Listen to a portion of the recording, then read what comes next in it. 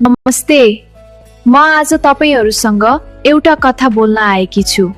एक यस्तो कथा जुन सुन्न गाह्रो छ तर सुन्नै पर्छ।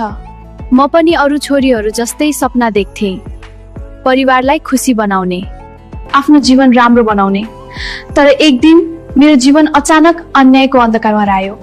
आज म यहाँ केवल मेरो लागि होइन, जस्तै आज हराएका सबै छोरीहरुको लागि बोल्दै छु। समाजलाई मेरो एउटा सानो प्रश्न छ, छोरीहरु सुरक्षित भएर बाँच्ने दिन कहिले आउने? न्याय केवल शब्द होइन, न्याय भनेको सत्य बाहिर ल्याउनु हो, दोषीलाई जिम्मेवार बनाउनु हो। म चाहन्छु मेरो कथा यहाँ समाप्त नहोस्।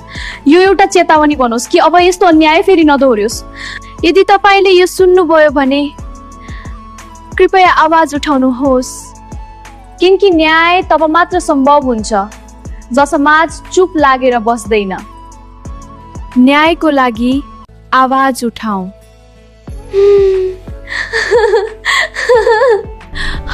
मम्मी, तपाईको धेरै याद आउँछ।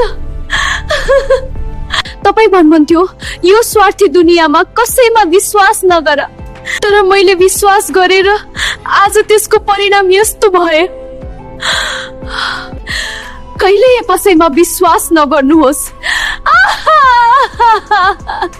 सधैँ सतर्क रहनुहोस्, मेरो जस्तो अरू कसैको निन्दा होस्।